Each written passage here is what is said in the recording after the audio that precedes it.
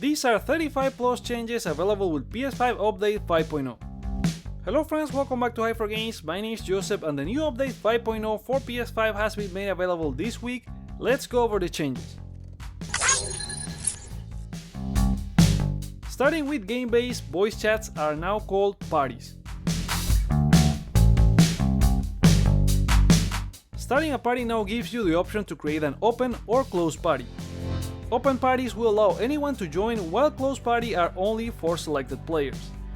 Upon creating a party, you will have a card where you can change its name, invite the players you want, restrict the party to request only, and set up the player limit. The PlayStation app and PS4 have also been updated to reflect these changes, so any user can interact in the same way with the new party system. Gamebase is now split into 3 tabs, changing its original layout. Now we have friends, parties, and messages. The new friends list on Gamebase will now allow you to see all your friends, where previously it only allowed you to see a selected few. A player search button now appears on the friends list section in the Gamebase card and will take you to the full screen. Hopefully they consider searching from the card itself at some point. There's also a friends request button that takes you to the request section, where there's a new decline option to make it easier to accept or deny a request. You can start SharePlay directly from any party chat card with a handy button on the top instead of doing all the previous steps. Similar to that, a new button at the top of a group card allows you to add a new player to the group or party chat. The messages card now allows you to send clips, images, and quick messages from the card itself instead of going full screen. Furthermore, if you want to find something that you have shared in a chat, you can go into the 3 dots option, View Group, then More, and Shared Media. Everything will be there split by media type.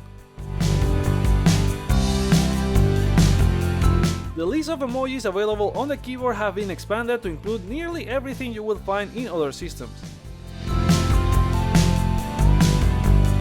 For Polish users, the keyboard layout has been rearranged.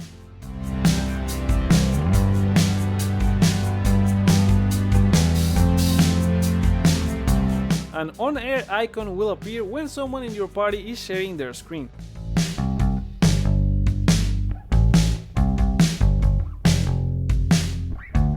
There's now a visual indicator on the party that shows who's talking, and they mention this is to help in case you want to know which user said something if you want to report them, but it's also something nice to have. The download icon in the control center is now always present, as well as its correspondent card, with a new tab layout showing both downloads and uploads. And you get the same functionality to pause, cancel, or resume a download. You can even see all the installed games or updates. There's a pro tip card in the control center that has some tips on how to use your console, and you can keep it or remove it by pressing options. On the home screen, you can now pin up to 5 games that will remain locked to the home screen instead of being moved into the collection as you play other games. Handy to keep some games you play occasionally always at hand. It also works for video and entertainment apps, so you can pin the 5 you use the most as well. The home screen now allows for 3 extra games and apps to appear in the main row, where previously it was 11 counting the store and collection. Now you can have up to 14, including the fixed ones like the store, PlayStation Plus, and so on. Screen Reader now supports more languages, including Russian, Arabic, Dutch, Brazilian Portuguese, Polish, and Korean. Pressione o botão PS e o botão triângulo ao mesmo tempo para pause ou... The screen reader now can also read notifications that you have received. New notification. You left the party. Mono audio can now be enabled for headphones by going to Settings, Sound, Audio Output, and turning on mono audio. Or from Settings, Accessibility, Display and Sound.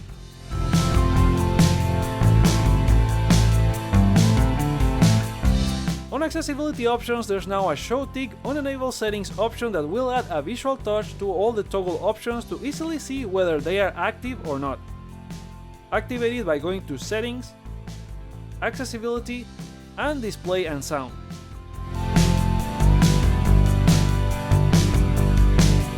The trophy section has a few new visual flares as well. On the game home section, the trophy summary has a new color tone. All the trophy cards have a redesign where it has the trophy grade either bronze, silver, gold, and platinum. In the trophy list, this will also show as a color tone for each trophy row. The trophy tracker also has a visual redesign and suggests which trophies to earn next. You can go over them and start tracking, which will auto-update in real time if the game supports it. The Create menu will now also include a Share Play button from where you can start a session with your party.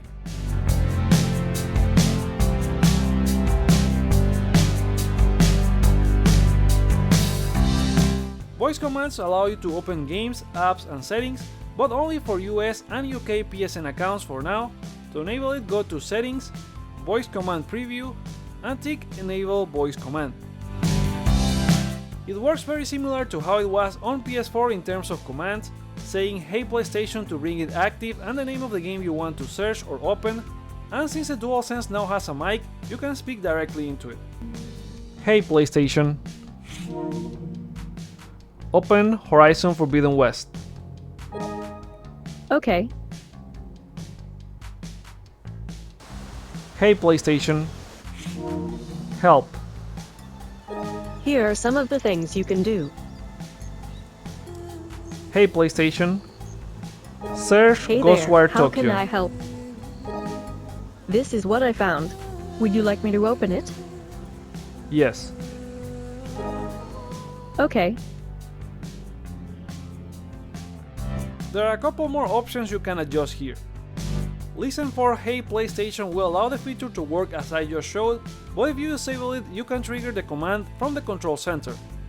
To do that, select any icon and press Options to edit the home screen icons, bring up the voice icon, and press it every time you want to activate voice commands.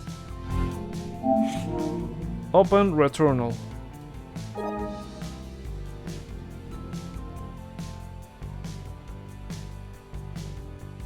Besides that, you can adjust the speech speed, volume, and response from the assistant, whether you want to participate in the feedback program that may ask you to share your experience in the future, and the option to learn more about how it works. Important to note that the PS5 may collect your voice data for improvement of this feature in accordance with Sony's privacy policy.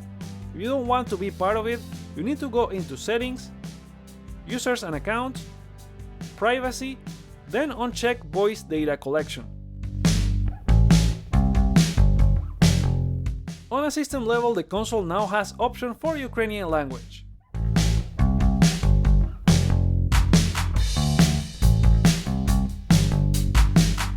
The Games Collection tab now includes some additional filters to show games by genre.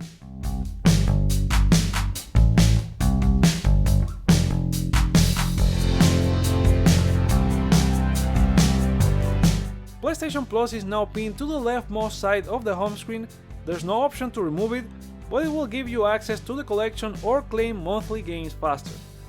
Interesting that only PlayStation Plus is shown as a pinned service. It could be because it's the most used PlayStation service, or maybe further proof that both services will be under the same umbrella according to rumors. Games on the store or PlayStation Plus section will have an option to expand the compatibility notice that appeared previously as a fixed element. That way you can see further information regarding how many players are supported for online or offline play, required space, and more. There's a button guide to show you how to reload and zoom when using an internet browser. No, the PS5 doesn't have a browser you can use freely, but it does include a browser that the system and games can use. Upon opening some options, like for example the Learn More section of the voice command, it will use a browser, and below you can see these options. Changes in parental control will now disable the background for games that are restricted to a kid, and the same is true for activity cards related to those games. There's a new stability update for the DualSense controller that will be asked automatically upon installing the new firmware, or you can start it from settings. The PlayStation app has been updated for remote play, where you can use a dark mode.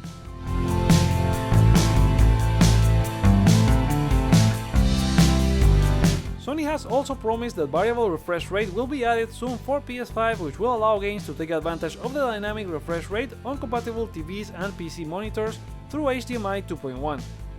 Games may feel smoother as it reduces input lag, but you can also disable it if it results in weird visual effects, as it can be applied even to games that may not support the feature. Previously launched games can be fully optimized for VRR via a patch by the developer, and upcoming games may be optimized out of the box. It seems the update also has a hidden feature, as reported by PlayStation Universe. The PS5 now supports auto low latency mode, where it will switch the setting of your screen to game mode to lower input lag.